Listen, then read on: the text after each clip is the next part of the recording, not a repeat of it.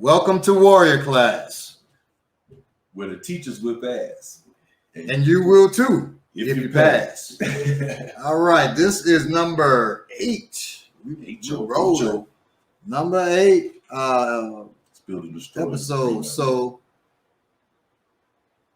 what's going on in the news? I know we got the Proud Boys Antifa shootout. Yes, we do. I think we may call this the showdown at the Portland Corral, aka surviving the riot, because we dealt with the riot remix morning show. If you didn't see it, go to the remix morning show. Was it last week? It was last week, yeah. We began to deal with that with the riot. So, and how to deal with if you are attacked by more than one person in the riot. So go to remix morning show from last Thursday. And we're dealing with that. And we'll have some stuff in, I'm sure a couple of days we're going to put some, once I get together, put some stuff in. What's that called? A core curriculum? Yeah, core curriculum. We'll put some stuff in there too. So basically, so one thing we want to be glad that no black folks was hurt in this shootout. Right. No black folks was arrested in the shootout. And this happened in downtown Portland, broad daylight. Which is why we're talking about it, because even though none of us per se was involved, we could have quite easily been involved and caught in the crossfire, all types of things, because this was broad daylight downtown. Right. So the headlines: police looking for additional suspects after gunfire erupts at downtown Portland protest. A man was arrested. Portland police says Monday that they're looking for another shooter or shooters after arresting a man suspected of opening fire at a protest downtown Portland Sunday afternoon. And again, this is important because we're in Atlanta. They protest in Atlanta all the time. We had the not effing around folks allegedly looking for these type of people. If they would have found them, if these people would have found them, no telling where we're going, because we seen them people wasn't really about it. So anyway, Dennis G. Anderson, a 65-year-old Gresham resident, faced allegations of unlawful use of a weapon and unlawful possession of a firearm after police said he fired on a group of demonstrators around 5:45 p.m. That is broad daylight. Multiple videos posted on social media show a man standing behind a trash can bin near Southwest Yamhill Street and Southwest 2nd Ave, aiming a silver and black handgun. Videos show Anderson firing shots across the streets before gunfire breaks out. A video taken by one of the witnesses shows shots being fired toward the shooter. It was not clear from the video who shot first. Police are saying the investigators have recovered evidence of at least one other gun being fired at the same area. A group of people may have been pursuing Anderson shortly before the gunfire started. Police say in a statement, investigators are working to determine if there are any potential victims or suspects in that group, because somebody could have got shot and just hauled ass. Now, was Anderson, was he Antifa or was he Proud Boy? Well, that's what it is not exactly said so far. Who is he? I guess if we go further in the story, we'll find out if they say leftist. Right now, I thought somebody was a leftist I think the one they arrested, that wasn't Anderson. I think he was a leftist. Right. I don't know if Anderson was Proud Boy or what he was. Right. According to the affidavit, Anderson told the officers that he decided to shoot in their direction one time and that they returned fire and he ran away. But why did he decide to shoot? I decided to shoot. A black man doesn't get the option to say, well, I just decided to pop at someone. So, man, he'd be gone. This is crazy. That's why they're saying a probable cause affidavit filed Monday afternoon says that an officer interviewed Anderson. So I don't think he was the one arrested, and said that he was confronted by two people dressed in black who had guns. Anderson told the officers that the people pointed the guns at him and told him to leave, then followed him for 5 blocks and threatened to shoot him. According to the affidavit, that's when he told the officer he decided to shoot in their direction one time because they thought, we said some shit like that. Right. Even though they had guns. You know what I mean? So right, they'd be like, yeah, well, you're going to jail for that shooting. If you go to jail. Right. They don't just kill you. Now, I saw the video. I guess that's Anderson behind the mailbox. Right. He pops all I saw was him pop first. And then they're just firing off at him. And then another guy runs up, who I guess is with Anderson, and he looks, takes off, and then Anderson takes off behind him. It looked kind of coordinated. It looked very coordinated. So it wasn't like he just shooting randomly. That's some BS. That was a coordinated move. And think so very easily, so easily, who were against us? So say we decide to protest, which you ain't gonna never find me and this guy out protesting. But that's not what we do. So say we out here protesting for some foolish reason that you can't imagine. And a white man comes up, no media sees this. White man come up, 65-year-old white man, and start shooting at us. Then when the police come, he says, well, they say, we armed, like the not get effing around group or whatever. Come up, fire at us, and just say, hey, they pulled out guns at me. You know what I'm saying? I went to the street, and I fired back at them. It's a similar situation. If you see nobody got arrested, basically, in this right here, 1 or 2 people, that man considered us in Atlanta, then we probably got arrested. Of course. You know what I'm saying? And shot by the man at the same time. They saying here, I didn't know this about, they saying that they shot airsoft gun at Anderson and shooting pellets at him. So he's shooting real pistols. He's shooting real things. They shooting airsoft. But officers also reviewed video from a bystander which showed 2 people, one pointing what the witness described as an airsoft gun at Anderson and shooting pellets at him, and another pointing a slingshot at him. But see, that's because that's all white. If they describe that, if same thing, if me and you were shooting airsoft, and if I shoot somebody, it ain't an airsoft gun. But let's say we shooting airsoft. I'm gonna tell y'all something. They would have put that shit, they wouldn't have said airsoft, they would say we were shooting at him. They would not have talked about airsoft and slingshot. That's to make it sound less. I'm gonna tell y'all something right now. This is over 20 years ago, so you can judge me by that, who I was then if you like. But I actually tried, me and these group of guys when I was a kid, we tried to rob a pizza spot one time, and I actually had a pellet gun, a chrome 9mm pellet gun.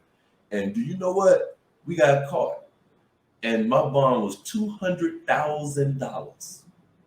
Yeah. And the charges ain't say nothing about no motherfucking pellet. Excuse my language. The charges say nothing about no pellet gun. It had everything endangering, attempt to hurt, all that stuff. I had like 20 charges. I had to get a lawyer to pay $5,000, $10,000 altogether to get those charges reduced and get them to put on there that I didn't have a real weapon.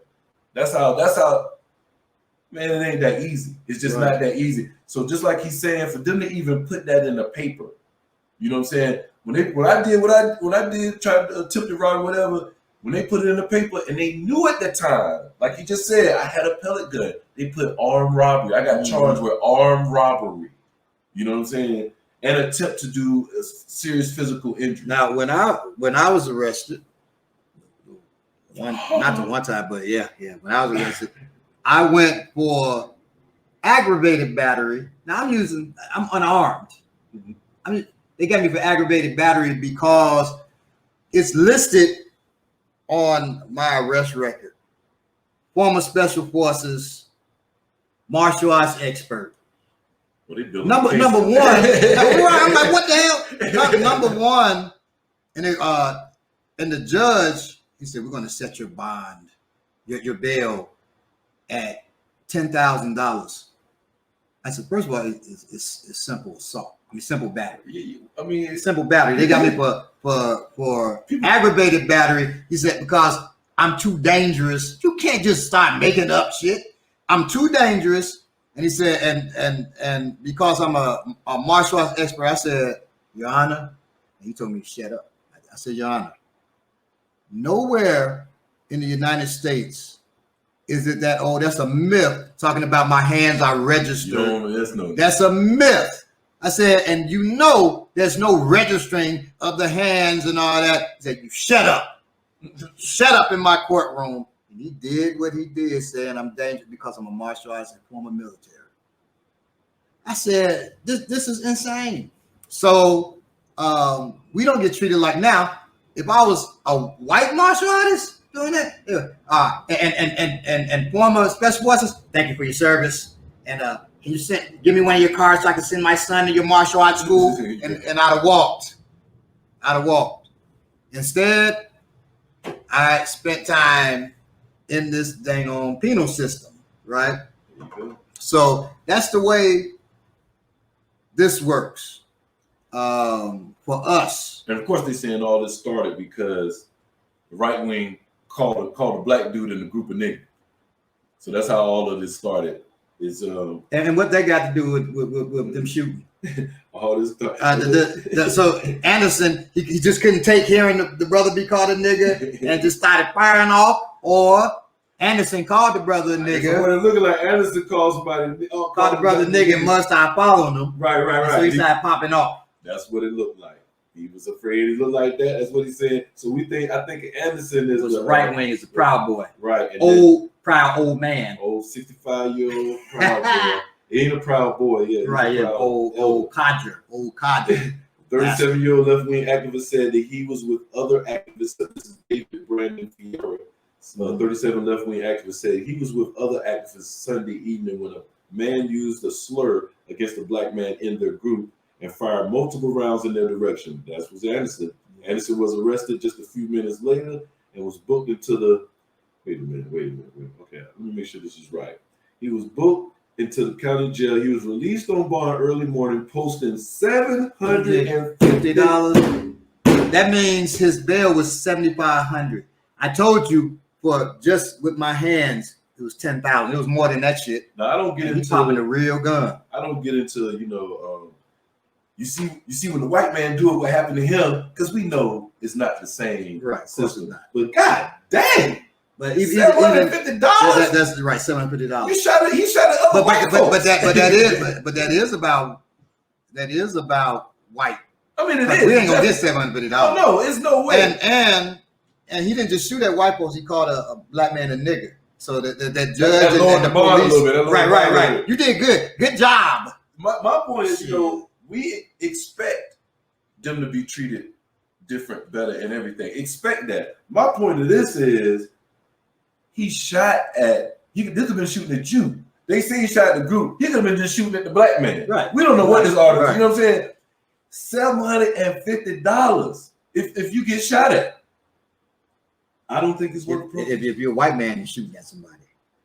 Yeah, I'm saying if you get shot at, the person that shot at you, if they're a white man, they ain't going nowhere for the most part. Nope. And that's why number one, avoidance is the highest level of martial arts. The brother shouldn't have been there to be called a nigga in the first place. Not at that ain't no damn mark. We ain't got no skin in the game, no Proud Boys and Antifa. That's all white stuff. Now, I'll say this too.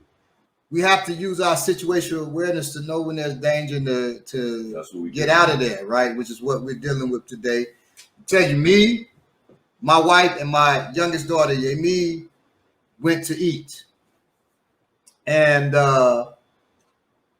we're eating, the restaurant is packed. It's at night. We went to have dinner. And I just happened to be facing the window. I see two people walking past. They're walking faster than they should be. Okay. So as my wife's talking, I'm like, yeah, I'm answering her, but I'm watching this window. 3 minutes later, two other people walking past pretty fast. I said, dear, get ready. There's a problem going on. She said, should we pack up and leave now? She knows this is what I do. I said, nah, we still got a few minutes. I thought. About 5 minutes after that, 4 people walked past. They all got signs. I said, oh, shit. It's a protest about to go on. I said, let's get ready to go. And as soon as we tell the waitress, pack up our stuff. We got 2 boxes to go, 3 boxes to go. So they pack our stuff, and the waiter sees us and said, "We got everything okay?" I said, "No, there's something about to go on down there. It's about to be a protest." What? Where? They look. I don't see anything. I said, trust me. She packs the stuff up. She said, "Where y'all going?" I said, "We're going to the car." I said, "We're getting out of here." She said, "Can I go with y'all?" She straight wasn't place. Can I go with y'all? Cause it's us, that sister, maybe one other black couple in there. Everybody else is white. So she's like, you think maybe it's kind of racial protest or something. And if it ain't, I said, we got your sis. Can you get off? She said, I'm leaving. So she tells her manager, man, said, what's going on? You know, white guy said, it's about to be a protest. And as soon as I say that, you just see hundreds of people run up the street. They, oh my God, where are you going? I said, well, you got another exit to the side of this building so we can go out? I said, because we can't leave out the front now. And they said, yeah, you come out the back. They following me. They just shut down the people, other people eating. Can we come too? I said, well, you better be moving because we, and so everybody's following me out, right? And so me and my wife get in the car. They said, which way are you driving? I give them a false direction because I don't want everybody following me. I don't want everybody following me. I said, yeah, we're going so-and-so. And so we jump in. I'm saying so-and-so. I want everybody to know exactly where I was at. We get in our car. I said, dear, hit so-and-so, right? I said, do not go down this main street. She said, but that's quick. I said, dear, do not go down that main street or we're going to get caught. So we drive around, and as we're driving around up the street that's parallel, you hear, now here come all the police. We go up and pull around. I said, this should be safe right here. We look down the street. There are probably 300-400 police cars, wow. Probably a good 10,000 people out. And that was so I don't know if you remember when the boy was found hung at Piedmont Park. I do. And there was a big protest. That's when different organizations started doing these big protests during that time, right?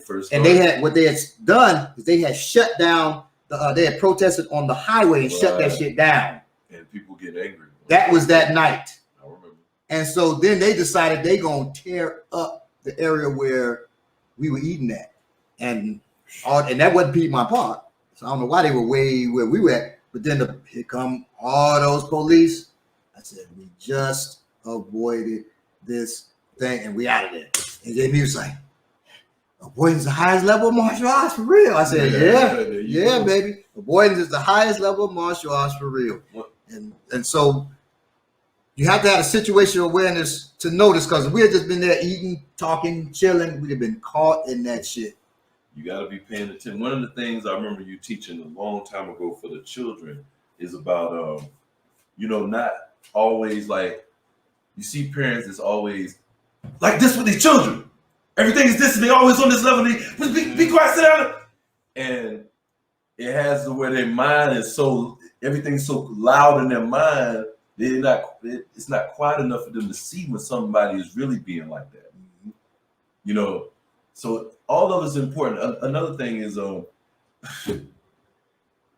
don't know how to say it, but protesting with white folks, man. Mm-hmm. Like we just said, you clearly see $750 bond. We're not judged about the same rules. We're not in the same place that we are, even though we may feel like we're in the same place. America to them is a different thing for us. So as you may align with some of these viewpoints, which nothing's wrong with that. It may be everything this protest is about, you may agree with, but for safety precautions, like we were just talking about this earlier. I had a video on my page, which is still on there, where the Black Lives Matter was marching. 2 black women, 2 white women together, walking down the street on the sidewalk. Black Lives Matter, Black Lives Matter. This old white lady waited for them to come up the street so she could spit on them. But did she spit on the 2 white women? Nope. She spit on one of the black girls. When she spit on the black girl immediately put her hands on the white lady, was about to go to her ass. And when she put her ass, started shaking her, the 2 white girls, 2 white women, 2 Black Lives Matter. The 2 Black Lives Matter white women grabbed the black girl off of the white woman. And even enough to where the white woman got a chance to throw a little purse shot in there. And that's the point. I wish we was like that. I wish we was like that. That's code on code on code on code. It's genetic. That shit is, I don't even think they realize that they just they're gonna take care of their own. We got to be like that, and we got to be mindful that that's how they're moving. Because if you're not, you're gonna end up getting spit on at best, right, and shot at best. You know what I'm saying? Because we know what's really happening out there. And I'm gonna tell you, we were at this fight, kickboxing match. This is before MMA, so it was kickboxing. We had a kickboxing match, watching the thing, and these white folks sitting in front of us, and they and throw beer back, and it hits my boy. And so he's like, "Man, you threw beer on me." So the one guy said, so effing what, nigger? And I jump in it then. I said, so effing what? I said, well, since you called us a nigga anyway, boom! I hit the dude, right? He goes to sleep. The other ones, they turn around and say, come on, all of y'all, right? And I got the high ground. I'm not gonna get knocked out like the white boy that got knocked out at the game and by our brother that's down on this. I got the high ground on you. Right. So the guy said, hey man, I want to fight you, man. And I said, cracker, I tear that ass up. I know you don't want to fight. He said, I'm not white. I'm a Puerto Rican. So they also do that thing where they become whatever they think can get them out of a situation, whatever. I'm a Puerto Rican. I said, Puerto Rico is a place. So in Puerto Rico, you are a cracker there. You're a cracker here. You're a cracker in Japan. Wherever you go, you're a cracker. Badness. The other one, sit down, buddy. He's angry. He's angry. I'm angry. Yeah, you just called this person a nigger. Well, the one called nigger got knocked out. But y'all, because I put them all together, you just called him a nigger. All y'all just called him a nigger, and so I want to knock all y'all out. But dude, cool because he really ain't white. So he cool because right, he's Puerto Rican, so he say whatever. They can say whatever, and throw the one who said that is the one who threw the beer. Yeah, I said these cats. So.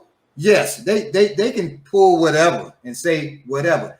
Let me do something and say, hey man, I'm actually Puerto Rican, which I'm not. I'm Puerto. They'll be like, yeah, nigga, come on, nigga. Yo, we cannot be in our emotions. The police, even when they list us, they're not gonna say, even if you are Puerto Rican, they don't say Puerto Rican. They don't say a black man, no matter what. They'll say dark skinned, white, light skinned. Now why? Okay, it's white, light skinned, dark, medium, light complexion, medium complexion, dark complexion. But white, they have their own separate category because they know this is how you treat these. But light, medium, dark, that's black or brown folks. You treat them like the animals that they are. That's how the police think about you. Okay, you treat them like they're the animals that they are. But white folks, you treat them here. White folk go to Burger King. We go to the morgue. Right? That's how this system does us. And so he's referring to the white guy that shot those. Was it in the church or whatever? Oh, I'm talking before that. But I mean that because so everybody thinks that comes from that. I know of a couple of cases where white folks back home had attacked whoever, and they took them to Burger King or whatever, White Castle, to get something to eat. But I ain't never heard that story with us though. No, we ain't going to eat at no Burger King. the white dude that used to, we ain't gonna go too further, but the white dude that used to be the mechanic for Block at the shop. It's a truck. It's a truck company. My homeboy owned a truck company. He's at a mechanic. He looks like a real, almost like a homeless white dude. He really looked like that. He told me stories about him being so drunk that he had to just pull over on the side of the street. He just couldn't drive no more. Like he was that drunk, so he pulled on the side of the street, call on police, cut the lights on, come to the car door. He throw up on the police feet and all this shit. He told me that it happened 2-3 times. In each incident, he said the police officer don't know him, but they're in Jonesboro. The police officer called back up, right? He gets in his truck get his ID, drives him home. In his ticket truck, drive him home.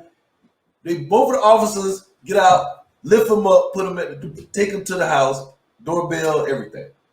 See, we live in a whole different America. We not it. And I had a white DJ when I was rapping back 16, 17 years old, and he used to at once he had to stop being our DJ. We had to get a black DJ because he got mad at the type how we would talk about our city. Because this Wilmington, North Carolina is a beach. It's a daddy's money resort town for white folks. Mm-hmm. So then he's like, man, why y'all always talk about home like this, man? Like it's just so bad. And we looking at it. We that's when it hit me. It's like, oh shit, you don't live in the same place we live right, at. exactly. And if we're not mindful and aware of that, you see football players all the time and sports players all the time lose sight. And then they start thinking they can do the shit that their homeboys be doing, the white boy that play. Like I always talk about Brett Favre because he failed like 7 or 8 cocaine tests that we don't know nothing about. You know what I'm saying? But the black dude that smoked the blunt in the locker room was the biggest story that ever happened over there at Green Bay. But you don't know Brett Favre doing coke in the locker room, failing tests. Shit ain't gonna never happen, never gonna come out. Well, I'll say this, and we'll be dealing. Nikki will be dealing with the thing about the crate challenge, right? Yeah, that's crazy, and we do it, but and also we attack each other a lot. So dumb niggas doing the crate challenge, and it is dumb. But you know how much crazy shit white folks do that we don't have nothing to say about it. Say, whoa, that looks cool. That looks cool. I watched one thing where white folks riding a bike over this it's a big drop off, like over between 2 mountains, and they're on a rope. They're riding a bike on the rope. We ain't saying nothing. Say, "Ooh, I wouldn't do that," but man, that look kind of cool. That stuff, that's crazy as hell. Right. That looks cool, but people walking on crates is crazy as hell. But we say that's crazy as hell. Right. We recognize that's crazy as hell, but these white folks cool for riding that bike. I mean, come on, man. Who designed this fucking crate thing? Now I'm gonna say, first of all, where the hell are these crates coming from? Because crates are hard to find. Right, like where do you look for crates to put our albums in? Crates are hard to find. You don't get free crates. They just don't pop up. People ain't just buying milk all over the place. Where the hell are these crates coming from? And the stores giving folks these crates? I don't understand it. Just like bricks showed up all of a sudden when people was protesting. Bricks just show up. Well, now somebody said that they actually saw in Chicago. They saw the police stacking up bricks. Another video that I had on my page, showed them unloading them out the back of these. This is the thing about the crate thing too. We're gonna leave this for Nikki, but think about this. This is the psyche it is. When you see that, what are you rooting? Nobody's rooting for the person that makes it on the crate. No, they're rooting for people to fall. You're not rooting. You're really consciously wishing for your death. Man, I saw one dude, and this all I only speak on this one because only Nikki is going to deal with it. But he's up at the top of the crate, little rickety, and a dude walks up and boom, side kicks the crate. Yes, and the dude falls and slams. Now he lands on the crate. The crate didn't break. That means he hit the edge of that crate. Yes, with his ribs. Oh, they showed it. They showed another picture of his side. Oh, really? Yeah. They showed his side and his back. Jacked up. Toe up. None of us. Listen, I never fought MMA as a kid. When I moved to Atlanta, I had a cousin that was taking us up to the Wild Bills to see the fights. Mm-hmm. I wanted to fight. That was before I got to HBO Goon, and I realized that was a stupid idea. But I was going to fight. I ain't had no insurance, and the first thing I thought about is, man, I cut trees for a living. If I get in here and hurt my arm or something, that's gonna stop. I'm wondering how many people have messed their money up. You know what I'm saying? You may not even have a job. They just might be cutting grass for a living. Like, this is the worst thing ever. And it also shows people need to train so they know Sabu, so they can fall right. Don't know how to fall right. I'm seeing all. But anybody that trained ain't gonna do that shit. They're not gonna be up on no crate. There's no way. I started to shoot a video. Say I'm gonna do the crate challenge. It'll be one crate, and I stand up on it. Hey, because that's about all you're gonna get out of me. The one where they got the dude telling his daughter to do it, the little girl. The baby. Now that's insane, man. and she fell, and they're laughing. Then the part that broke my heart is the little girl got her head doing like this when they telling her to do it. Go ahead and do it. She's doing it. It's like she don't want to. She don't want to do it. She knows that doesn't make sense. Daddy's voice is making her do now, it. I'm gonna tell you this. So when you see masses of things, like when people buying the tissue, the people who are buying the tissue, 50 rolls and all that, is one of my students did, right? You're seeing that mass insanity because people are panicked. They were panicked then from the pandemic. They had never faced anything like that. Right. And those of us who were ready, we didn't go through the no panic stuff like that. That one student of mine is a Marshall student, but he does not train in USPI, and so he was right there with everybody else in that insanity. Right. You panic. They hadn't been training with us for a bit. And had to, exactly. So I'm thinking this crate thing is related to something. I don't know what, but it's mass. So it's something mass that's going on that's making us, I said mass, maybe it's mask. All of us are, and I'm not wear your mask now, but what I'm saying is we're all forced to do something for so long. Right. We're not getting any break from it. Everywhere we're hearing about all kinds of Delta, Beta, Lambda, Gamma viruses, strains coming out, that we're not getting a break. I'm not saying take the vaccination, don't take the vaccination. I love you either way. Be smart. But what I am saying is they're bombarding us with so much of this shit that we're not getting a mental break.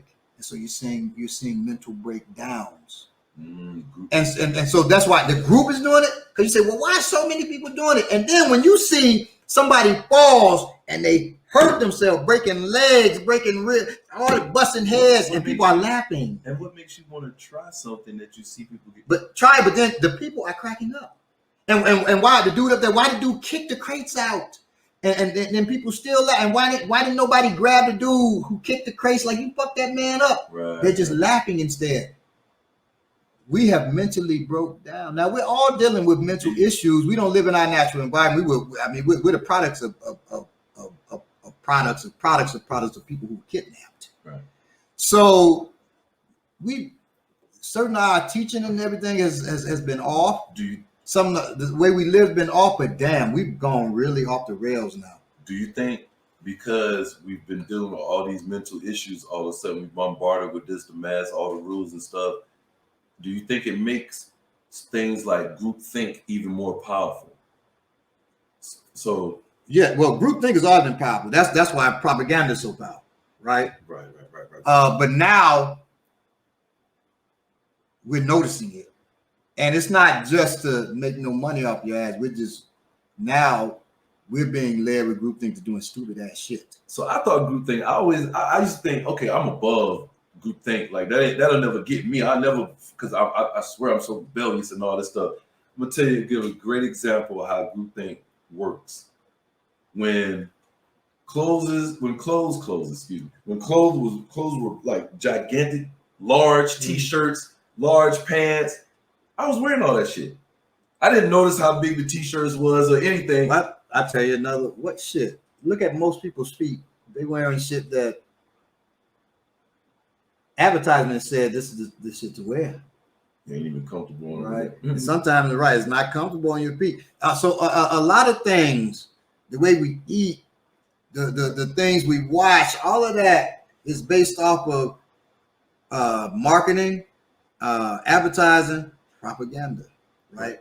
So we're all susceptible to it. Right, because I was going to go to when clothes got skinny all of a sudden. People went right. I remember the woman I was with bought me 3 pair of pants and a shirt, and I looked at it and was like, I ain't never wearing this shit. I'm never wearing these tight-ass pants. A year later, I'm putting them pants on, and I remember looking at myself like, man, these pants look crazy to me. But now, since I see everybody, it's like, it's what I have to do. Well, I'm going to tell you, shit, 5G phones. Everybody, I ain't getting no 5G. That's dangerous as hell. You know, my wife wanted to, man, I ain't getting no 5G. Ain't no telling what's going on. She got a nice ass 5G phone right now.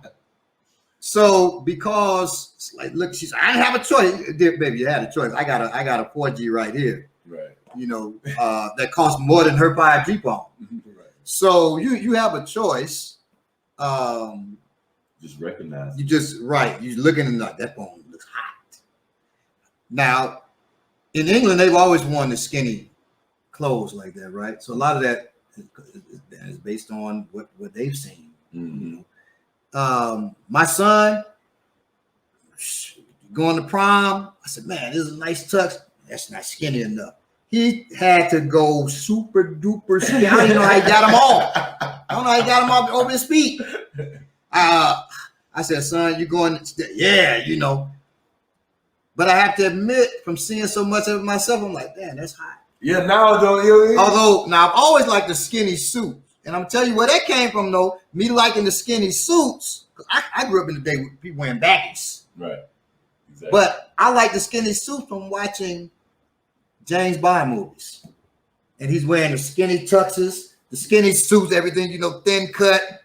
And what's funny, I asked my highest ranking student is from England, Akin Bobala, right? He's a master instructor under me. I asked him, I said, how's everybody wearing skinny suits? Where are the sizable folks? Because I know that's not comfortable, or they, you know, they're not going to quite look right in the skinny suit. He said, they all stay in the house. I said, not, you know, they do not. But that marketing in his, you know, if you're big, you stay in that. Now he's a big dude, but he's muscular. Right. You stay in the house. It's like, come on, man. No, I said that you are a victim of propaganda saying that, right? Because he said that with no hesitation. He really, I like, dude, come on, man. It's big folk. You just ain't even seeing them because you've been so programmed. Right. You know.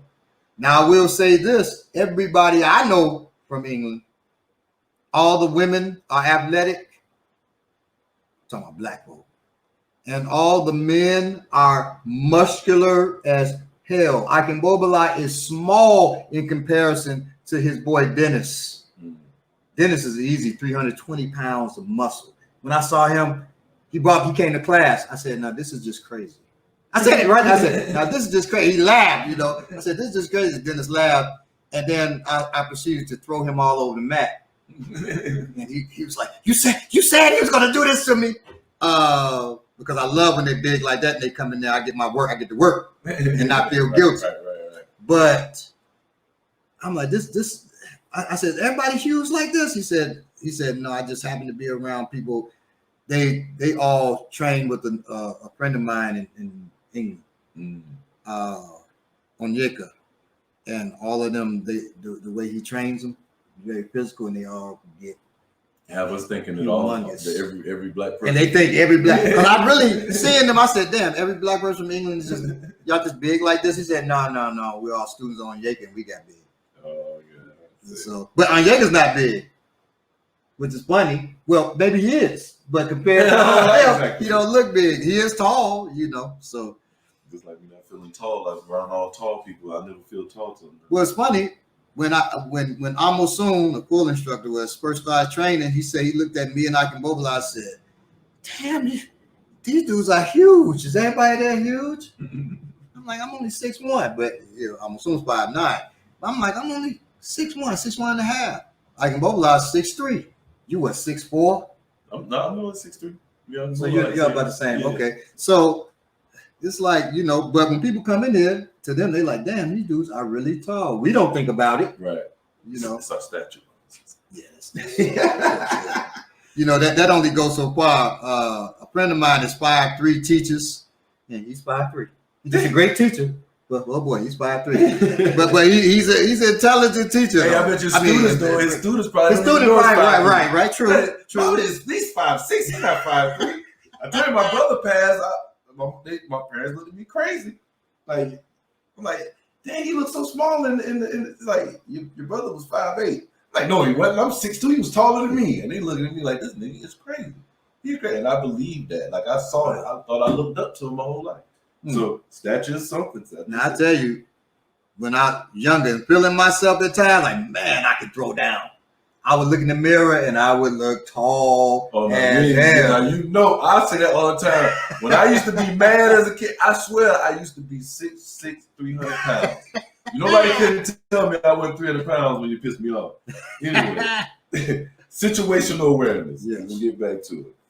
So where we at? So the benefits of practicing situational awareness during the protest or riot. You want me to run that down? All right. So real quick, situational awareness is about being aware of your environment, as we know, trusting your instincts, sensing danger before it happens, and taking action. Now, the benefits of practicing situational awareness during the protest or riot include you are aware of your environment, so you see things before things can go wrong. Just like he was talking about in that story, you start seeing the element. Black people are kind of good at that. In a way, because we used to shit fucking up, you know what I'm saying? Anyway, right. You trust your instincts, so you feel. Now that's something that we may have issues with, because we usually don't want to trust ourselves. I think, you know, and you second guessing yourself. So trust your instincts. So if you feel that a thing is about to go badly, you can get out of the area before they do. And know this: your instincts are always activated by something. They're always in regard to something. So trust them, because always. We'll use the word that we hate. They're triggered by something. I can't stand triggers. Because we say we stay triggered. But they're triggered by something, right? If you're on a date with somebody and it says this person is dangerous to me, listen to that. And you say nothing else said they're they so nice to their mama, they so and so, and then as y'all go along, you start saying, "Oh shit, okay, I see." You should have listened to that in the first place, and they hitting you upside the head. Listen to your instincts / gut / first mind / the voice of God / the Lord. They all the same. That's all the same thing. Listen to it. Trust yourself, and to do that, you really got to know yourself. Well, all of us have said at one point or another, I should listen to my first mind. I mean, you didn't listen to your instinct. Yep. All of us have failed it. Don't fail. Don't fail. Right. The key is to don't fail. Don't be afraid to hurt somebody's feelings. Better you hurt somebody's feelings and they hurt you physically or mentally or whatever. Don't be afraid to insult people. Don't be afraid for people to laugh. Ladies, get out of there. Don't be afraid to use your voice. Shit, men too. I was about to say men. Now, I was talking earlier about how Remix Morning Show Thursday. How these girls called me over. I'm so thinking about getting with them. There you go. That's why I didn't listen. My instinct said, "Don't go over there." Why they calling you over there? They ain't called you over there all this time. Right. And I'm thinking of getting, with them. Right. And so I'm like, oh, finally, here's my chance. I was like 13, 14, something like that, maybe. And they called me over there. I think I'm like 12, 13. They called me over. Adam, that's my government name. I go over. Yeah. And I walk up and the girl punches me in my groin. And I'm, oh, why'd you do that? And they're cracking up. Okay. Next level crazy, yes. But if I listen to my mind, yes, it was Chicago. I think it can happen anywhere. But so if I listen to my first mind and say, why are they calling you over there? It doesn't make sense. I wouldn't have got punched in my nuts. Okay. So listen to your first mind. That's probably a good lesson for me because I started listening to my first mind all the time after that. Because it will save you.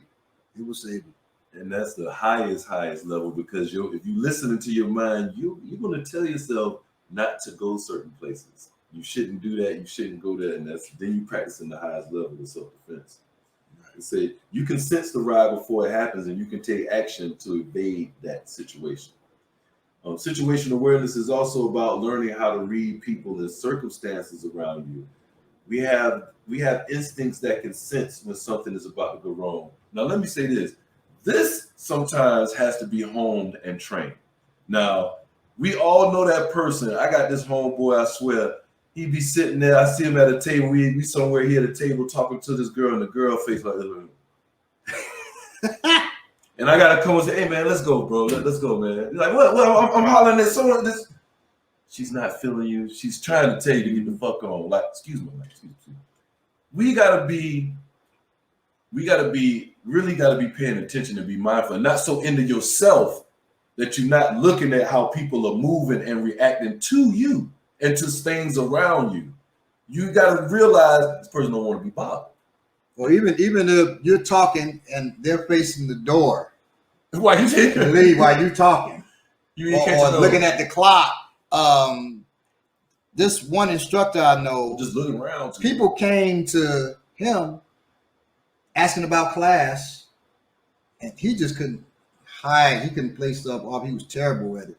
They're talking to him, yeah, so and so about class, and they're just going on and on and on, and he's doing this. And looking out the window, I said, "Damn, I'm embarrassed for other folks." And they're like, so they're asking the question, and so I'm thinking maybe he didn't even hear him. Yeah, and he answered that question. I said, "Man, I want to just take them and let's leave all of us together, because damn." And when they left, I said, "Man, you were totally not into them." He said, "Yeah, but they didn't recognize that, did they?" I said, "Dude, you were looking out the window, rubbing your head, shaking your head like, oh boy." Reminds me of a post that said, "Man, I gotta get my mind and my facial expressions on the same page." That reminds me of that. Yeah. Know yourself. Right. If you can't hide shit on your face, you need to know that. You know what I'm saying? If you're one of them people that can't, the shit is on you. But also that brother lacked situational awareness, so he didn't even know the situation he was in. He didn't know how he was acting, so he definitely wouldn't know how the enemy was acting. That's something you have to So it doesn't even go down to, so a lot of times people think because a person trains in the martial arts for 5 years, 10 years, 20 years, they can just do it all. They know situational awareness. They know so-and-so. No. That's called false omniscience. You're not false. Yeah, false omniscience. You all knowing. That's false. It's false omniscience. A lot of dudes think that too. A lot of instructors are so arrogant. You'll say, "Can you tell me the vicissitudes of life?" And they'll sit there and try to tell you the vicissitudes of life. I don't know if vicissitudes is, y'all. I don't have ego. What it is. What would it be? We'll keep it simple. What life be like? Thank you. What it is, teach. And he will try to break that down. I was with same teacher. Student asking him some job about Boolean mathematics. And I'm just waiting because he don't know goddamn arithmetic, which is old school. He don't even know that. And so I'm waiting. And he's trying to explain this shit. And the students, whoo! And this student is studying some kind of other math, but he was stuck on something. And I'm knowing this instructor is wrong. Not that I know Boolean mathematics either. But he don't. But I know he don't. And so I'm like, he is saying just anything. If you don't get your ego in check, because people are going to, when you're a teacher, students and people that look at you like that, sometimes they're going to confuse you in this area with another area. Right. Or sometimes they're going to associate things that may not connect. Just because you do martial arts, I mean, I can do flips. I think easy thing. I bought this Cadillac. In Atlanta, you buy a Cadillac, you that man. I didn't know. This was back in the days. I got this Cadillac from Wilmington, drove it up here. Before then, I had a beat up car. So I gets out at the corner store, this Cadillac. A dude at the corner store, it's unreal. He did not know me. I got the car. This dude walked up to me. He's a hustler on the corner. He started asking me what's the best things to do with his money. Wow. As soon as I got the car, it's like, "Bro, man, I got about 5 stacks saved up, bro. What you think I need to do with it, bro?" So and so. Nigga, my mama could have gave me the car. Right. Like, why are you trusting that I know anything? You know what I'm saying? I've seen as a tree. I used to cut trees. I had a tree service. I worked with bigger tree services to learn how to be better. So I'm with this bigger tree service, and I know this dude don't know anything except how to cut trees down. So like, the lady come outside and say, "My tree like is dying of some type of disease." He's like, "Oh yeah, it's got this it's got some allergies." I tell you what, I got something for it. She paid him $175. He got this liquid sprayed tree down. After the thing he showed me was dishwashing liquid. Wow. You put too much trust in people, and that's what can happen. You know what I'm saying? So it's good to, that's also situational awareness, knowing that, yeah, Baba is a master martial artist. I'm not going to ask him about baking no cakes. Right. You know what I'm saying? That's not what you're doing. When you do that, and you're dealing with somebody that not like Baba, they got a big ass ego, they're going to tell you something. Right. About baking the cake and the job be terrible. That's because they don't realize the master blacksmith in one town is the student blacksmith in another. You go. So whenever it's a math question, I go to my student, Iken Bobala. He's a mathematician. And so I go to him. My daughter asks me math questions. I'm good at math. That's only to a certain level. And I say, dear, ask Iken Bobala. That's what I want to say about, I'll give you some flowers real quick, because people don't realize this, but Baba does test at a genius level, which means he has to have knowledge of a lot of different subjects. At the same time, he will surrender the floor to someone who, even if you have good info on that subject, you know, and I'm sure he always has somebody he can input on it, but he'll give you that floor.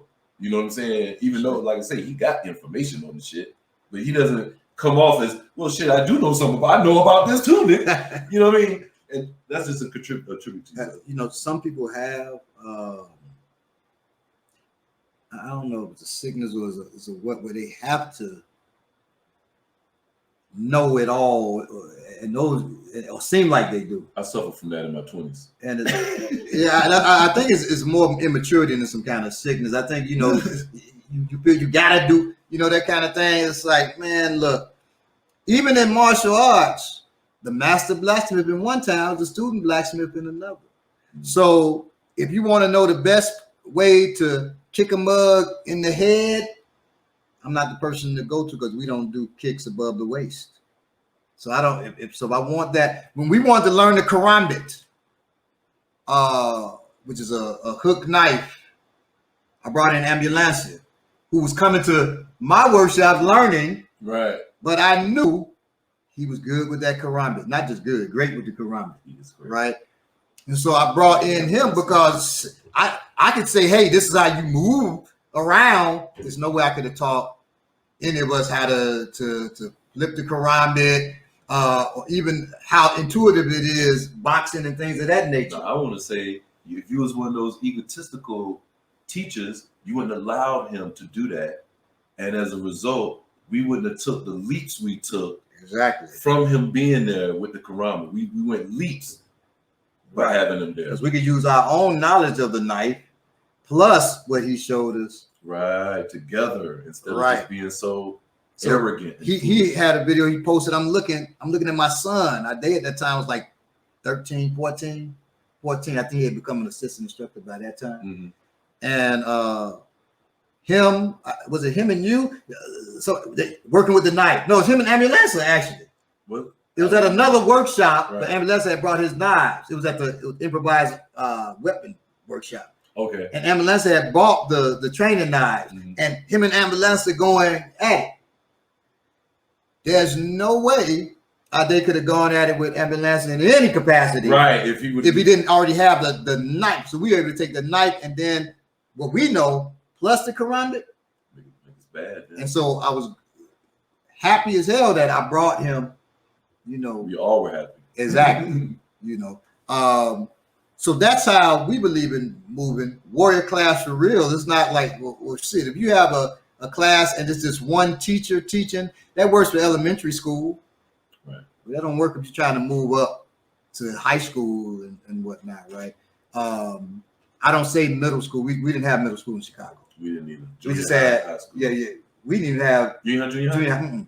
We had, so we went from elementary. We went from kindergarten to 8th grade, and then we went into high school. Oh, okay. That makes more sense. There were two or maybe 3 middle school. It was an experiment that didn't work in Chicago that they tried. Hess Middle School, and there was 2 other ones. They tried that, but it didn't really take. It ain't worked out here either, but they still do it. Well, yeah, true. Judging by the grades and stuff. All right, so now strategies to improve your situational awareness. Okay. Strategies to improve your situational awareness. Number 1, notice people around you when you eat at a restaurant, shop at a grocery store, at school, or what have you. Look for details. What are people doing? Do they seem aware or unaware? Right. Does anybody stand out to you? Is it something strange? Right. I know you've been in places you say something not right. You walk in, somebody just keep looking at they watch every 10 minutes. You walk in right now to a room and the person got on a leather jacket. As hot as it is, or even a denim jacket, as hot as it is, it'll be odd. Don't assume that person is off. Right. Don't assume they are. Don't just assume, he crazy. Write him off and don't look at him. It may be something else. I said earlier, a friend of mine, this dude had really disrespected his wife, physically and mentally. But he went for 30 days living homeless outside. Oh, you told me. And they were ignoring him, thinking he's just a homeless dude out there, and he slit this dude's throat. So, and they didn't see him coming. They just saw this old crazy dude coming, right, and ignored him. Kept talking about what they talking. He slit that dude's throat. So just make sure. You said you got friends like that. Well, I got friends who, hell, somebody do something to your wife. Shit. So yes, got students like that. Yes, got students exactly. I got myself like that too. So make it a habit that each time you enter a new location, regardless of whether it's indoor, outdoor, immediately identify a minimum of 2 exits. And if it doesn't have 2 exits, if it's just 1 exit to get out, you might want to avoid going back to that place again. Yeah. Because then that get dangerous if something pops off, right? For real. When you're moving on the street, take note of secondary routes and roads as you drive, walk, bicycle, whatever around. Okay. And then finally conducts visualization techniques. So what I'll do, I'll sit while I lay down, I'll be in bed sometime, and then I'll imagine being in a riot, being in a certain situations, and how I would deal with those situations. It doesn't just have to be a riot. It could be if somebody kicked in the door right now, right, what will I do? Right. And I've long done that. Ever since coming, if somebody kicked in that door, what do I do? Okay. How would I move people out of here? Yeah. Because I can't just move myself out of here, but yeah. And really, we should all do that. So then I'm at a deficit if I'm worried about getting all of y'all out of here if something goes on. So we have to think of that, right? If you're in somebody's house, some people don't like you walking through their house. I'm one of those folks. I don't just want folks walking through my house. However, I allow it when people come over so they can know the exits and things of that nature. I really do. One thing is you walk through the house, you start noticing, damn, Balagoon got guns everywhere. Or maybe you don't. Or maybe I don't. Maybe those are play guns, or paintings. They just look realistic. No, I'm just joking. I don't have guns everywhere. That's just a joke. So, and then this is great for it. Do the table exercise, which we're about to do now. And you're about to do, what we're going to do is show you items on the table. We'll give you 5 seconds. First, we'll start with 5 items, and then we'll move up. You're going to look at the items on the table for 5 seconds, and then we're going to cover it again. And then you're going to write in the chat what those 5 items are. Test yourself. Let's see how aware you are. If you don't get it, don't feel bad. You got to build your awareness. Right. Do this at home. Train it and get better and better. Right. Train it at your own house. Have a friend or your spouse or your child or your sibling, whatever, put items on there, cover it, uncover it, you look at it, 5 seconds, cover. This is a great game to play. With at any age, but especially if you got kids or something like that, this is a great game to play. Especially if you're poverty stricken. Yes. It's a great game to play. I played it a few times. So we're gonna get to it. I'm about to put the fight cam on. Just add it to the stream. So both cameras on. I'll just leave the fight cam on. We're gonna get ready. Mm-hmm. And then he's going to cover it after 5 seconds. So we're going over to the fight cam alone.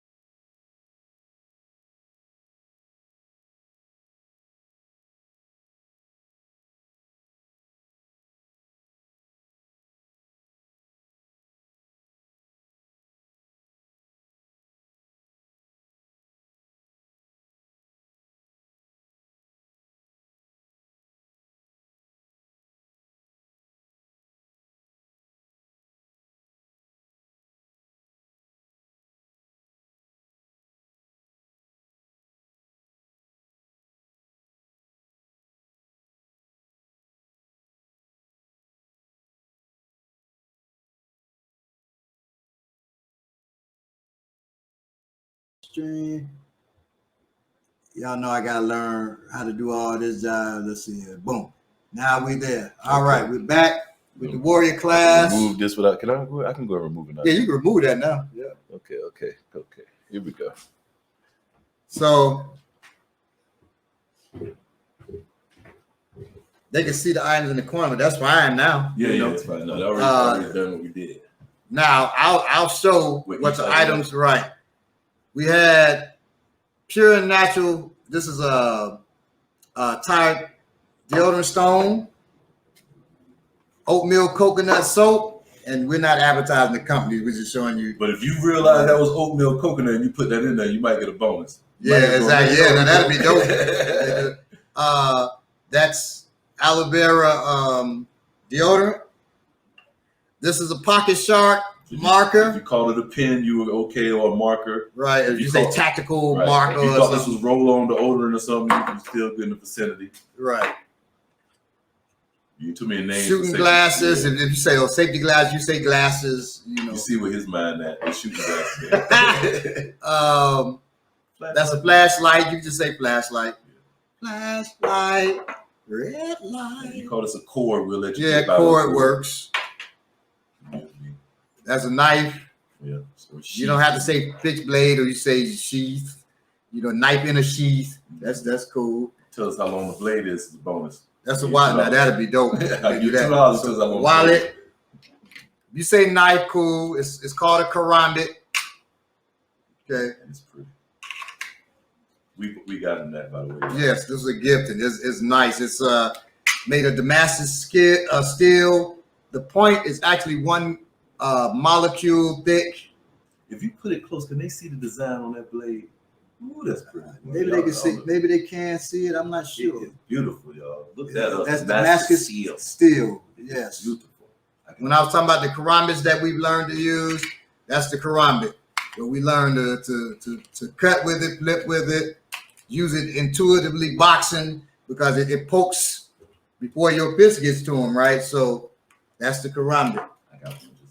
This is a thumb drive. If you didn't know what it was, you gave us the color. Yeah, you say that orange thing. That orange small rectangle thing. We know what you're talking about. Keys. Yeah, if you say 550 cord, now if you get like that 550 cord lanyard, with keys on it, I'd be like, damn, that's impressive. You knew it. So be like, okay, cool. Shout out to Dr. Goss, who we lost, I believe, a few months ago or weeks ago. This is CKLS by his company. So that's Dr. Goss. Was he a holistic doctor? Yes. So many, man. Yeah, exactly. Bandage. Now you could have called this a pill bottle, medicine bottle, or something like that. Yeah. Would be that. That's a phone, plain and simple. Now, if you say the type of phone, be really impressed. Without it being owned or nothing. And you say, that's a social phone, and the phone number is, I'll be like, damn, okay. Now we don't trust you. Yeah, exactly. Now, give us your name and your address. We want to invite you to the show. If you say, that's that hand exercise thing, that works. That works. So those are the items that were up there. We'll probably do this in like another 2 weeks or something like that. Like as a test to see if people have gotten better. It won't be these same items. Oh, that's a good one. Yeah, to see. Yeah. So you saying folks can retake the test if you right? You've been practicing. It won't be the same items, but because that wouldn't make no sense. Right. But we shall see. You know. If and you know what?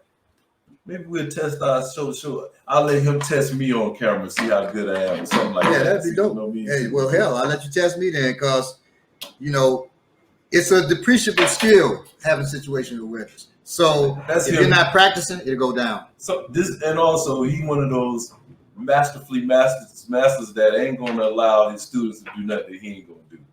You know what I'm saying? Yes. Which is how it's supposed to be. So we appreciate him for that. So make sure you're practicing. That's for your own safety. This one going in my pocket. Oh, also on these, if you're carrying tools, I got this African shirt on. This is not the best if you don't put the like tools in your pocket and these, it will show up bad, and it's hard to get them out. That's a part of situational awareness. I just realized. Yes, absolutely. Realize what you have on, man. Mm-hmm. I had to start wearing slides out in public, and the reason I did is, first Baba said, "Well, y'all be wearing them slides in public. You better train in them." He didn't say don't wear them. Mm-hmm. He said you better train in them. Then I went to a store where a fight broke out. Wow. In the store, a fight broke out in the store, and that ain't had nothing to do with me, but it was a crowd of people. And I was just thinking, if I'd have been in that crowd and needed to move real fast, I couldn't have. I mean, you saw what happened to Jamie's feet. Right. So my daughter was wearing slides in class, and she ended up hurting her ankle. Yo, you don't wear slides in public as a man, especially when nobody should wear them in public. But because women wearing these furry slides and all that, that's just crazy with your toes out. Anything can happen. You get stranded out there, and you like that. But as a man, you got on slides and you get a flat tire, you're gonna be miserable out there trying to change tires with some slides on. You know what I'm saying?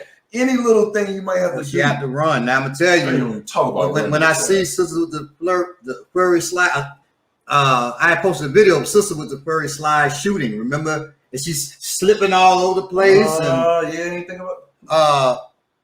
Now the feet look cute in those. I like those. They cute.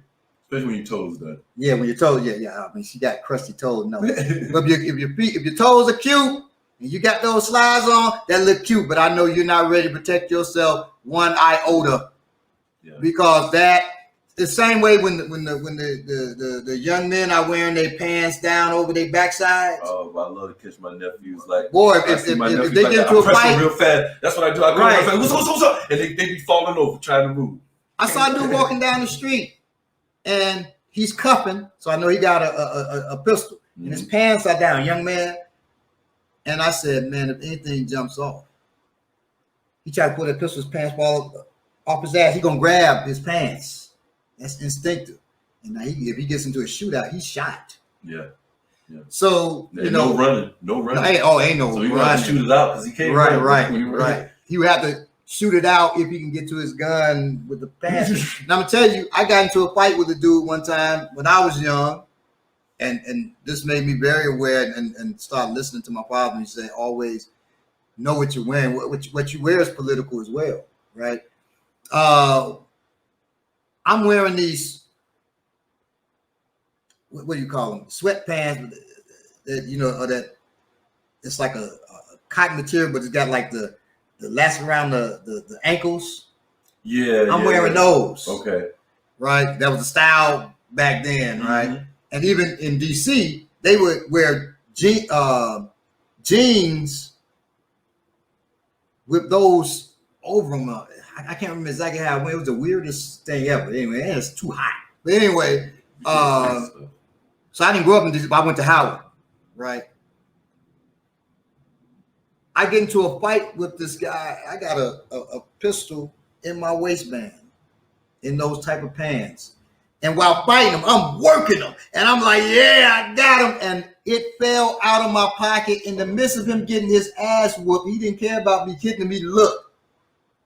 Everything changed. Like, he gonna shoot me. And then I stopped whooping his ass too. And we're both going for the gun. Right. Because you can't, you got to make sure he don't get it. Exactly. So I hit him. And I got the gun, and he took off because he thought I was going to shoot. Right. I was just sitting there relieved that I got it, and he didn't get it. And I said, man, that's the scariest thing. I went from winning this fight, and I'm saying to myself, I'm winning this. He can't do nothing with me. And then he looked, he probably was thinking, I can't do nothing with him. When he saw that, opportunity strike. He said, oh, I'm going to shoot his ass. All and I said, oh, you ain't. Awareness. And all the fight left. So, and I could have lost that fight if he got to it first in a bad way. Lost more than the fight. Right. So, no, your clothes, all of that has to do with that. Even what tools you carrying. Yeah. You say, well, I like that karambit. I'm going to get it. But you're not trained on that. That's not probably the best thing. Or you don't wear belts. Or, what you going to do with it? You going to put it in your purse? So it's useless to you anyway. All that. Checking even this. The other day I was training. I got my knife, but I'm teaching them we're in the knife phase. I'm teaching them how to use the knife, and I put the training knife. It was so deep, I didn't realize those pockets were that deep. Everybody like, God damn, your pocket's deep. I said, man, I ain't wearing these classes no more. Or on the street either. Like shit, these just gonna be chilling around the house pants now, cause they going all the way down. And I couldn't. So my student pushed me. I'm supposed to pull my knife. Everybody else doing it, pulling quicker than me, because I got to reach all the way down in my pocket to try to get my knife out. I said, see, and that's dangerous as hell. That's all. Imagine it wasn't Akinbobola pushing me, but somebody out on the street. And I go to pull, it'd been better to use my hand, because I go down and then now my hand's in my pocket and they're still coming at me. They're not just pushing. That's why you got to train so you can be aware. It's another reason why I go to class with the pants that I'm wearing out. Exactly. I wear them a lot of times. And people are like, why you when you good? Well, I need to know how they're going to move, how they're going to feel. The same way the sisters. So we're men. There's no way, as long as I've been training, I don't know all the places where women will put a knife. Right. The sisters in class, they can tell you. They, from having situational awareness of their own body, how it feels, they start saying, okay, now I said you can link it to your bra. I don't know exactly where to put it on the bra. Right. They figured all that out. Come back and say, Bobby, you put it right here. That's what you do. Right. You put it here. You can't even see it. You can't see it there, right? They said you put it so and so. We did this one workshop where one of the sisters of Ogunlewa pulled out 22 knives and guns. Got no video. And you couldn't see none of them. She had a dress on, a skirt, and a blouse. And she pulled out 20. You know what? Send me that. We'll put that up for the next core curriculum. Even another. And she takes that out, and people sitting there like, damn, how is this possible? So training with your tools, so you know which tools work for the best, and you want to train with your tools. So it's another reason why you want to have your tools on you sometime. I have a karama just like he has, one that I wear around my neck. Well, I can't, because I train with it, so take it with me. I realize if I'm doing a lot of motion, what happens? It falls out. It done fell out on me a couple times, so I had to realize that. Now, if I didn't ever train with that on and just took it with me when I'm going out thinking I'm gonna have some trouble, then I get into something and it fall down on the ground. Oh, exactly. It's that same feeling when the gun fell out of my thing. That same feeling. My God. So that's why you train with your tools. Sometimes that's why it's good to have you close, to feel what things feel like, to know where it's at.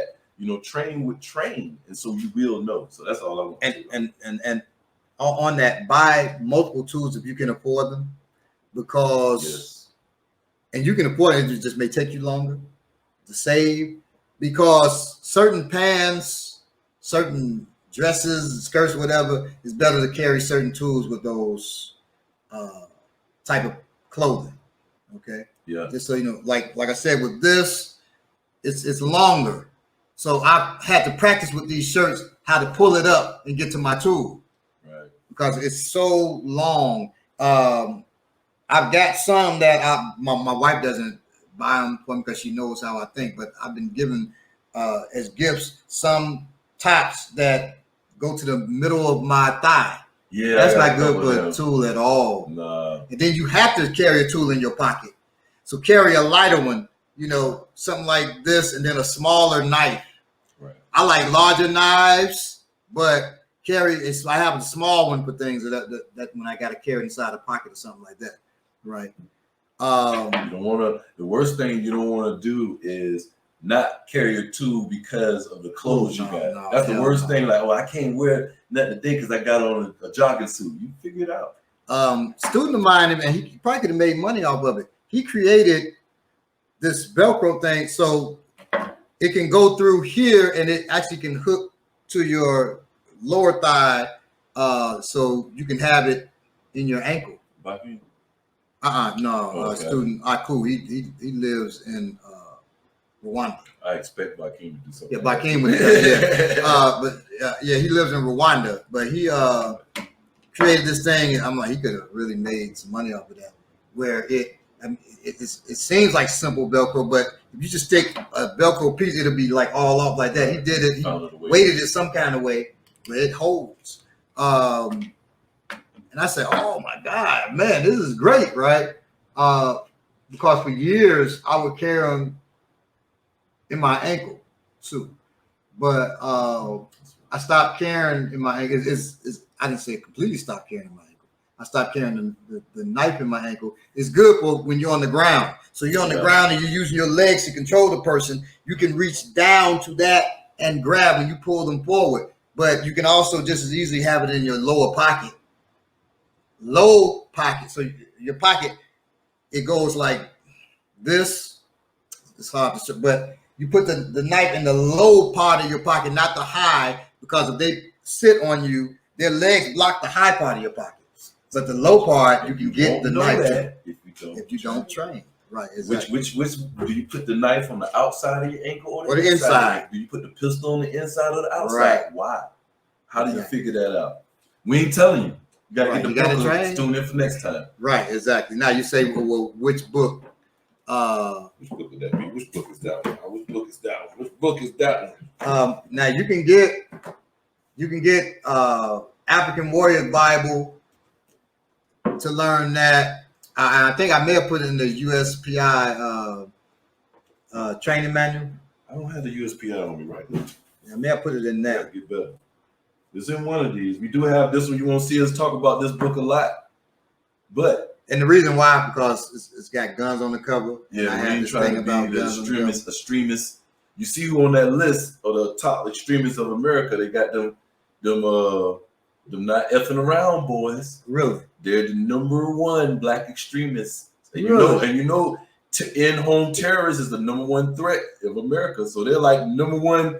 So you join that group thinking you was just gonna march in Atlanta, and you become number one terrorist. Let me say this about that too. A lot of times they will put folks on certain lists who are ops. Exactly, to make them seem more dangerous. Right. Make them more appealing to I'm not saying that group's an op. No. Now I'll say this about their leader, teacher, and guide, Jam Master Jay, whatever the heck his name is. I won't say Jam. I love Jam Master Jay from Run DMC. It's something like that. Grandmaster Jay. Since you got a Jam Master Jay, he's gonna be Grandmaster Jay. So Grandmaster Jay says he got arrested for pointing a gun at the FBI at the feds. Dude, you're not pointing a gun. If you point a gun at the feds and you're alive, right? And he did it. They show video that he said they were watching this right there, and they point his gun to him, and they didn't shoot. That's their brother. Yeah, exactly. That's what I'm thinking. If you don't know, man, allegedly. If you don't know, I'll put this on me. Check this brother out because he gets a lot of support, man. Check his foundation out. The dude used to be a DJ trying to sell fake turntables to people. He got ousted for that first. Then he started his own Black Lives Matter chapter that was never official. And then when he got a bunch of people in the camera on him, he denounced Black Lives Matter on the camera in front of everybody and took his shirt off. He had Trump's thing. He was at a security or some shit. He went to the Trump rally just to take a picture with him. I got the picture where he side by side took a selfie with Trump after he said all lives matter. Then later on he pop up with the Not Effing Around coalition holding guns. And so this brother said all lives matter. Yeah, that same brother, as I got video of him at a rally where he's the leader of a Black Lives Matter function, get them to a rally where it's hundreds of thousands, or at least thousands of hundreds, at least hundreds of people, where he denounces Black Lives Matter, takes his Black Lives Matter shirt off, and says all lives matter because he had Republicans there and was about to try to run for some office. So that's when he made that announcement that all lives matter. All this I can give to you. I can show it to you and send it to you. Well, you gotta be careful. He said he ain't effing around. He know we don't read. He know a lot of black people don't read, don't research. So he just pop up 5 years later with all military stuff on. And I'm like, this man ain't even holding the pistol right. Now let me say this too. Exactly. Let me say this. There was another group. There was a group of actors that were on in the movement, right? And people defend them to this day. Actors, what does that mean? What does it mean? It means a lot. Because number one, they're walking around like they have AR-15s. And I told people her weapon was not an AR-15. And I say weapon because it's a weapon because she's not one. Right. Normally you're the weapon. Your AR-15, everything else is a tool, but she's not a weapon. Well, maybe she is a weapon for somebody. Yeah. That wasn't an AR-15 she had. That was a 22, made to look like an AR-15. Yeah. That is key to know, because if I'm rocking with you and you say, okay, I got an AR-15, which hits a lot harder than a 22. I have 22. Now, if she's skilled with it, that means she's trained militarily. I can hit with that 22 and kill with it. A lot of people can't kill with the 22 because they don't know where they're shooting to, right? It's a marksman. So a lot of people will shoot center mass because it's easier to hit. The police teach people shoot center mass. And we hear it and we shoot center mass. And that's effective if you got, something that can hit hard enough. I shoot and double tap twice to the chest. I shoot to each hip well and then to the chest. So it breaks you down and then hit to the chest. If I shoot a 22 and hit you to the hip well, that hits the bone, it bounces around inside you and tears you up. And I know you heard me talk about that, right? It bounces around and tears you up. But if you aren't trained to do that, you may miss that area, right? So double tap. But just know, if I double tap, single tap with an AR-15, particularly not the 223, but with the 5.56 ammunition, that's gonna tear you up.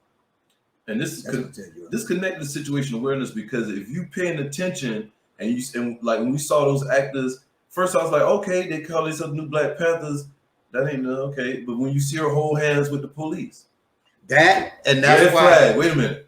But they didn't even want it, not just the 22, but even the patch they had on their head didn't even fit the beret. Because that patch supposed to go on your shoulder. So, like, they're not serious. Their whole thing wasn't to be no protectors for black people. No, it was their attention. whole thing was attention and to be holding hands with the police. That was the end situation. They holding hands. So, with the what message are they sending? It's really peace. All the guns and be a everything. warrior and hold hands with police. The actress Kiki Palmer. I really liked her too, man. She goes up. Won't you love us, to the police? Won't you love us? Be very aware. Once again, have situational awareness. What situation are you in when you're following this star and they're telling the police, won't you love us? Won't you hold hands with us? Know that you're in a dangerous situation. I hope you at least can see that simply. Situational awareness ain't just saying Hurricane Katrina can hit us, something like that. Situational awareness is saying I'm in a situation right now, and this person said this, and this has put me in a bad situation where I thought I was in a good one. Well, situation awareness says I won't even go to that.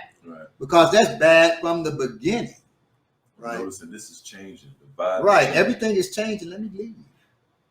Or the vibe is changing. Let me stay, but let me have my wife and children leave. Whatever it is, it depends on what's going on. But you have to be situational aware to know the situation, right? And sometimes you say, "Well, shit, situation's changing. I'm not leaving because this is exactly where I need to be." Situations change. Oh shit, this could be a good situation for our people because the situation has become this. You have to know it for the positive and the negative. Exactly. Right. So this is a great segment. Had a good time with you all. Make sure you're doing the table test. Right. It's a fun thing to do. Do it with your family members. Remember, if you need more than 5 seconds, say your Uncle Billy, he ain't that, sharp, So you say, well, I'm gonna give you 10 seconds, Uncle Billy. And then you shave them seconds down. And then you start shaving, Uncle Billy will get sharp. Because intellect is a knife. It's represented by a knife. And everybody wants to have a sharp intellect, not a dull one. Well, that has to be trained. Because you got to sharpen this. It doesn't just stay sharp forever. You got to sharpen it, constantly working it, Okay, so start with 10 seconds if you must. Now y'all better be doing 5 seconds. Uncle Billy may need 10 seconds. Give him 10. If the person can't see all the items, bring it closer. I believe you all can see these, but you can bring them closer, or you may give them 7 seconds closer. Okay, and then work from there. Work from there. Work from there. Work from there. All right. Like I said, 2 weeks. We'll test this again. 2 weeks. Let us know some results if you do this with your family. Let us know. You can reach us on the chat. You can also reach us on IG. We have the Warriors Class BPM on IG. Check us out there if you want to reach us. We have African Martial Arts IG if you want to reach us there too. We also have Balagoon Ojitade. You can find them there too. So holler at us. Let us know what's going on. Holler at us. Peace and blessings. Keep with your questions. Spread the show around. Let people know. Share the show with people like minds that could use this information. Oh, and let me say, how's it? Like, subscribe, and like, share, and subscribe. Right? That's what they're supposed to say. Yeah, like, share, subscribe. Hit that subscribe button. And hit that bell so you get notifications. There you go. And also join in the mornings on Tuesdays, Wednesdays, and Thursdays the Remix Morning Show on Black Power Media, and also check out all the different shows on Black Power Media. Great show. Sunday is Sundays, where it's live mixing with the Ear Doctor. Right. We got all kinds of things for you all. So stay with us and stay tuned. It's only going to get better. Love y'all. Peace. Peace. Be safe.